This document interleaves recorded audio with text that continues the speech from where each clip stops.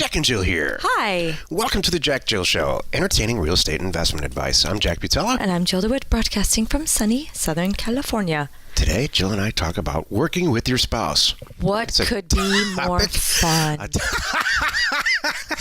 This is a topic I feel extremely qualified to discuss in public.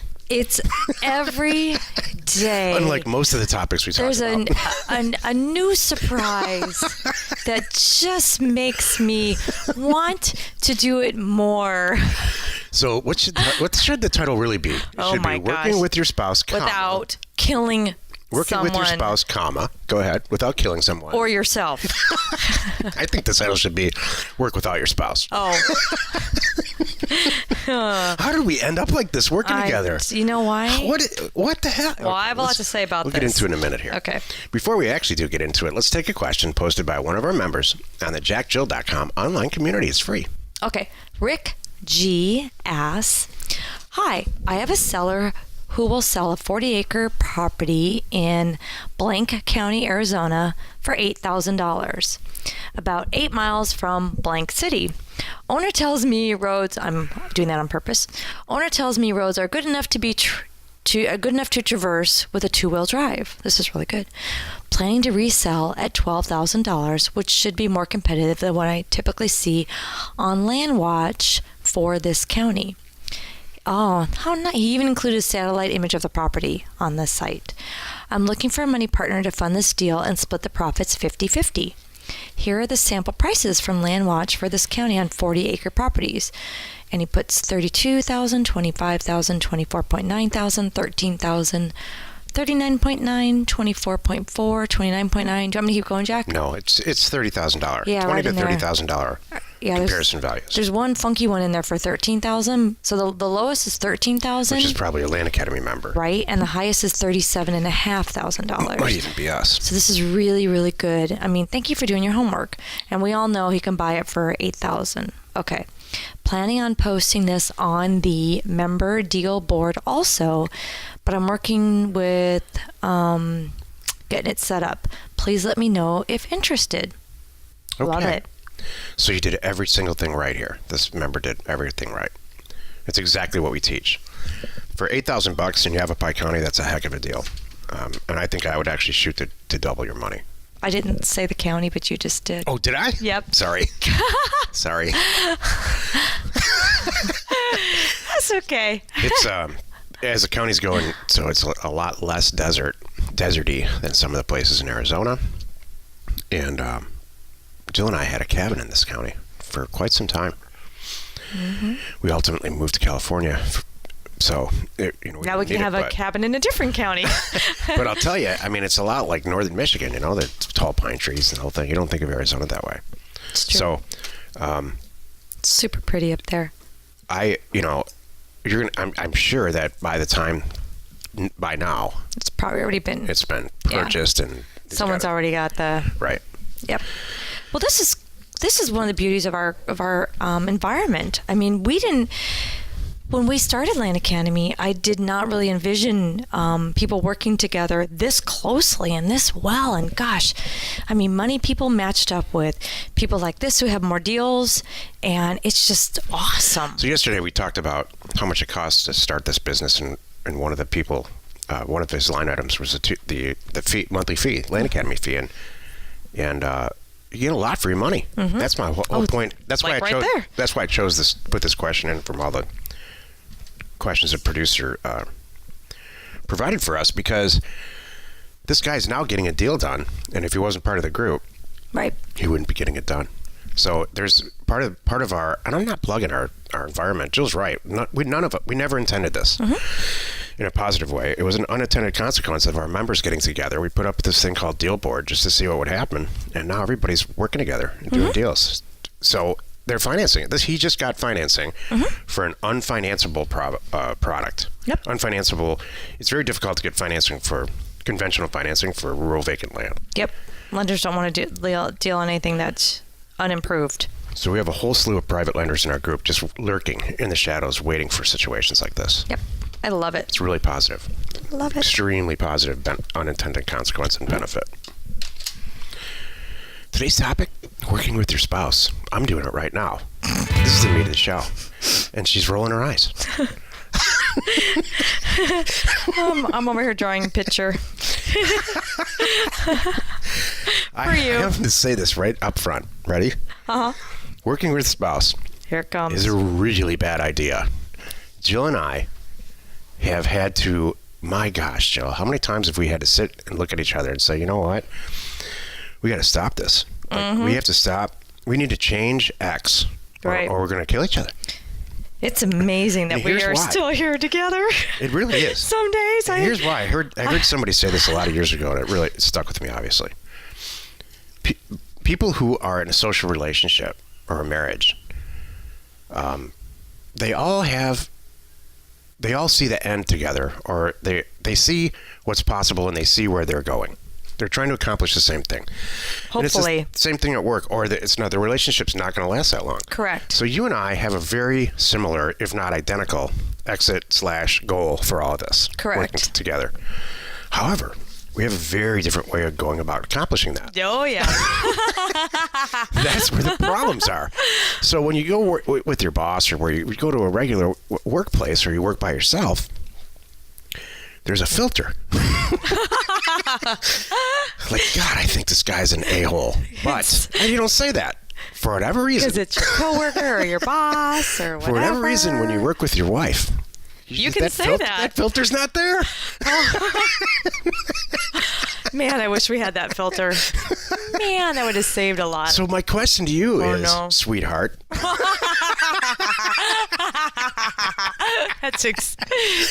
Wait, say that exact sentence how you really want to say it. Why is it? Come on, restate it. You say it. This is rated G show. So, my question for you, sweetheart, is... Oh my on gosh, what classic. Planet is this acceptable?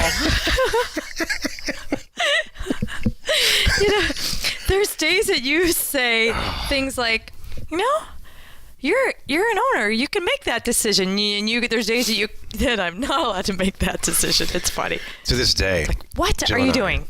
Jill and I, we have different offices and different zip codes and different staff. And every once in a while, I catch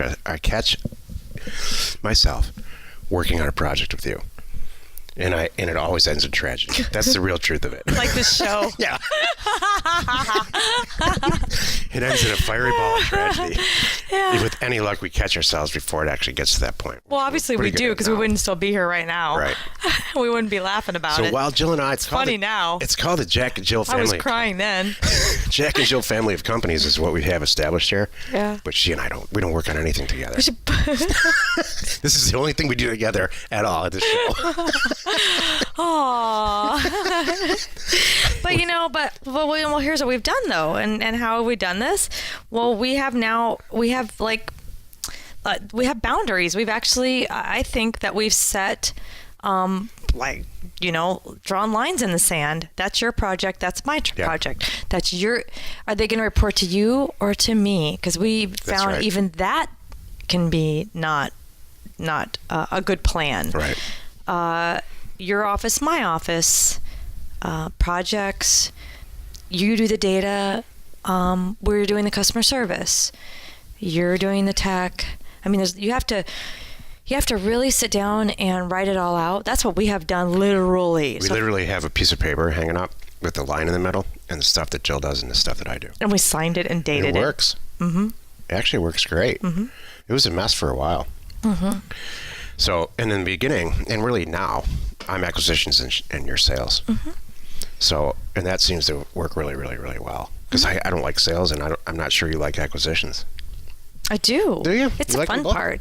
I mean, I don't like looking at the data like you do. I don't. For me, I don't. That stuff. I know.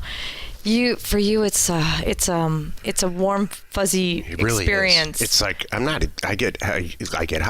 Yeah. I get a data high. Yeah. Oh, that's a good name for a show. Data high. That is good. I like that. That's a good one too. I can use that like my data is the new bacon. I had fun with that. We got so much traction out of that. If you didn't see that on my social media, it was. I put a funny picture of bacon. I saw it. I love it. They're awesome. So, data high. So, setting boundaries is how I think I'm trying to. For me, the point of this topic is to save other people.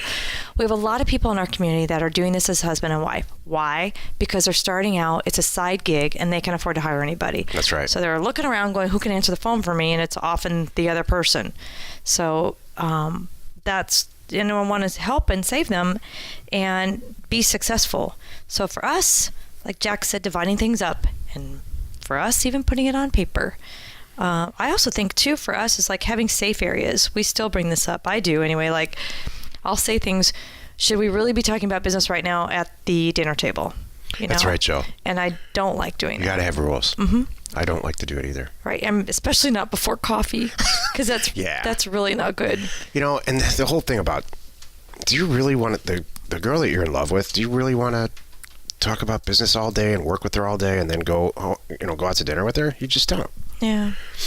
It takes a lot of that, we can't spend too much time with that person. That's all there is to it. Yeah, you want to be missed. And then you got to ask yourself this. Is this, sometimes people move in together because it's cheaper. Right. That's a bad idea. That's a really bad idea. You're right. So sometimes people work together because it's cheaper, and it's just as bad of an idea. Yeah. What you really have to do, and this is true in our case, which is why we do it, Jill's just really, really, really good at this. I literally cannot think of anybody who would be better to sell our owned real estate than Thank you. And I mean that. We have you. other people doing it that work for Jill, and some of the acquisition people work for me, and they're pretty good at it, but it's not like us. Right. And that's okay. Exactly. And I don't know anybody that can crunch the data better than me and price it and get it out. No one on the planet. So it really, really works. It is worth it. It's worth the risk. Let's call it a risk, because you are really, all kidding aside, taking a relationship risk by working with your spouse. It's true. That's very true. With the percentages, I'm sure people that make it are not really high. What do you think? I should have looked it up before we did the show. What do you think they are? I bet it's like 10% of the time it works. That's the number I was throwing around. I was thinking less than 10. And I really think it's all because there's no rules. The failure rate's so high, I'm sure, because people are just staring at each other all day. Yeah. Yeah, what makes it difficult? Let me see here. Because stuff will happen. It's going to happen no matter what. It happens with us. Sometimes it's because you're sleeping with that person. You kind of have this sense of, like you say, I guess the no filter part. Mm-hmm. Like, I should be able to talk about this when you probably shouldn't.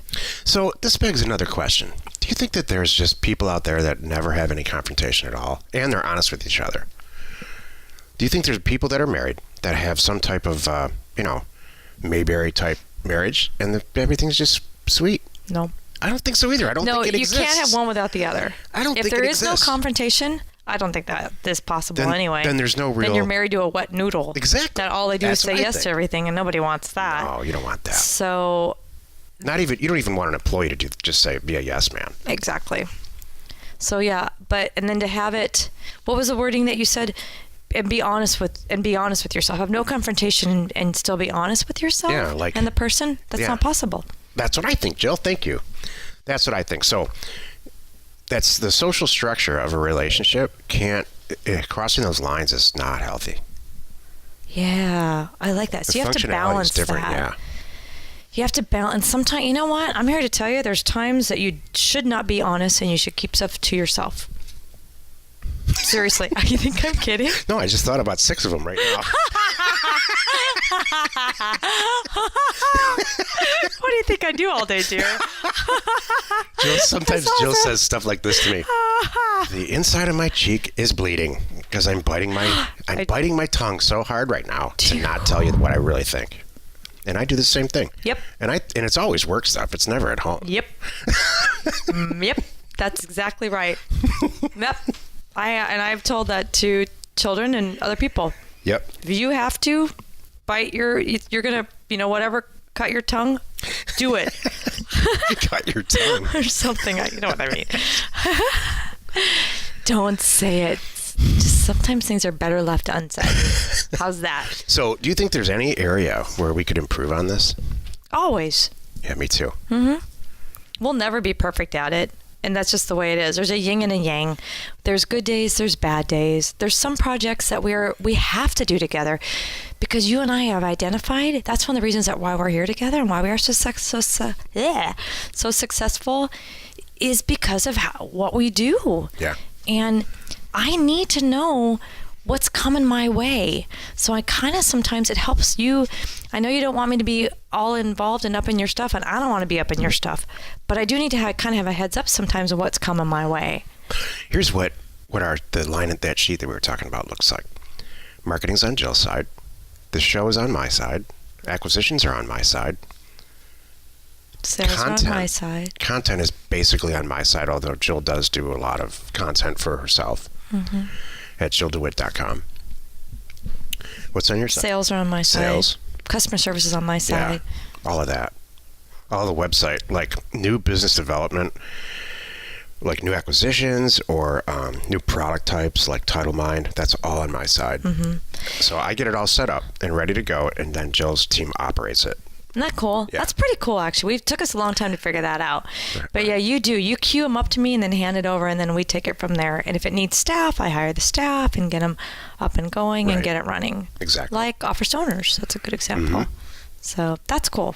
This whole House Academy thing that we're recording right now, and Joe and I are actively buying houses in multiple markets, and we're just knocking it out of the park.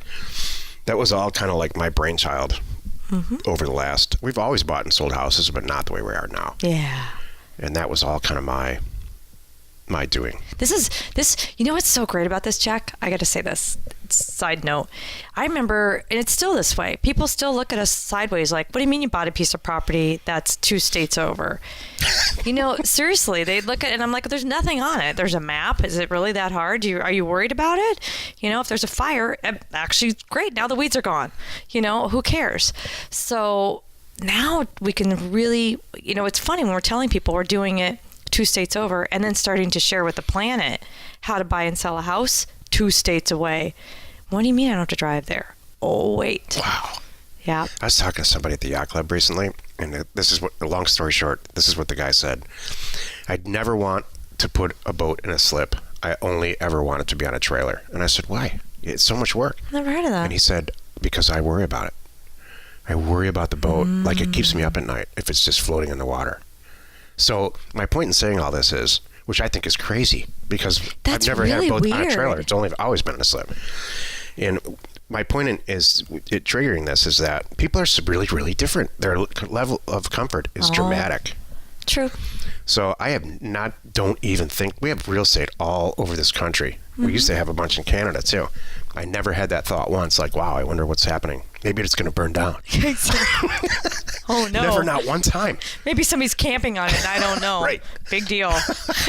I don't know. But everybody's got a threshold for stuff. Yeah. Not once have I worried about a boat in the water. Not one time. Isn't that funny? I'm that way with our children. I wonder where they are right now. I don't even know. That's awesome. So my point is that What children? You and I are just very similar. You know, we really are. We have very similar thresholds for stuff. Yep. I see no risk in this business that we have, and I don't think you do either. You know, I don't ever question, like, when we buy property, if we're going to get our monies out of it. I never did. Yeah, not one time have I ever had that thought. Ever. Even in the beginning. You know what? And that's the whole thing about our business, you know, and for people who are starting out, if you have a question and you're worried about that particular property and you're wondering if you're overspending, you probably are. Yeah, don't that's buy right, Jill. it. You nailed it. If you're concerned, then you don't buy it. You should be running to the bank like, oh my gosh, I can't believe it. And you're racing to the bank. That's what we do every single time. So in the question today, this 40-acre property in the county in Arizona that I was not supposed to say, for $8,000 is slightly out of my price threshold. I'm used to paying $4,000. Right. So, but I'll say it's going to take a little longer. He's going to do fine on it. If you can drive right up to it in a 2-wheel drive car, he's going to do great. But it wouldn't hurt if it was $6,000 instead of $8,000. Or 4. Or 4 is good. And I'll bet you If Jill got on the phone with the seller, I'd give her 10 minutes. She'd get it down to 4. I might be able to do that. And that's why we work together. Exactly. I agree. Well, you've done it again. You've wasted another, 20 minutes listening to the Jack and Jill Show. Join us tomorrow where we discuss bending your acquisition criteria. And we answer your question, should you have one, post it on the jackjill.com online community. You are not alone in your real estate ambition. Do you think that we properly shared what we need to do? We did tell that. We always tell the truth. If you just listen to our show, and it just sounds like everything's peachy all the time. Oh yeah, we're printing money and we kiss each other at work. That'd be hilarious. It's just not how it is. All the printing money part's pretty close, but right. It's not always. Oh, sweetheart, how can I help you today? Like for instance, I know you and I can't talk about work in the morning over coffee. We just can't handle it. We end up screaming at each other. So I just avoid it altogether. Yeah, exactly. That's so funny. And talking about work at dinner, especially when we're out, is a real bad idea. It is. We have ourselves trained now too. If any dinner talk, it's all positive. Like, I can't believe we closed that today. High five. You want a glass of wine. Yeah. Like it's celebrating. Right. That is appropriate work dinner talk. Right. Any other work dinner talk, like should we keep that person on our staff? No, don't do that. The other thing too, Jill, that we're long past, and it wasn't like this in the beginning, is that I trust your judgment for the stuff that you're responsible for, and I don't question it. Thanks. And in the beginning, I think both of us questioned each other a lot because we weren't, we just didn't know what our limits were. We didn't really have any track record together. Okay. And now it's like, do you question the data that I crunch to get offers out? Never. Oh gosh, no. And I don't question how you handle customer service or customers or buyers or sellers ever. Thank you. Because I'm 100% confident however you handle it and the decisions you make is better than me. Thank you. Seriously. I appreciate that. And I think couples, they really can run into the problems like that. Yeah. Like you can't expect your wife or your husband to do stuff that you don't want to do and then criticize them for it. Correct. And I think that happens in marriages. Yeah, you can't dump all the crappy jobs on one person. That's just not cool. And then criticize them. Exactly. Not only did you take forever to do that, you did it wrong. Oh, no, you can't do that. Jack, you've never taken out the garbage properly. Oh, stuff like that. That's hilarious. Ridiculous. I agree. Thank you. Hey, share the fun, please, by subscribing on iTunes or wherever you're listening. And while you're at it, rate us there. We are Jack and Jill. Information and inspiration to buy undervalued property.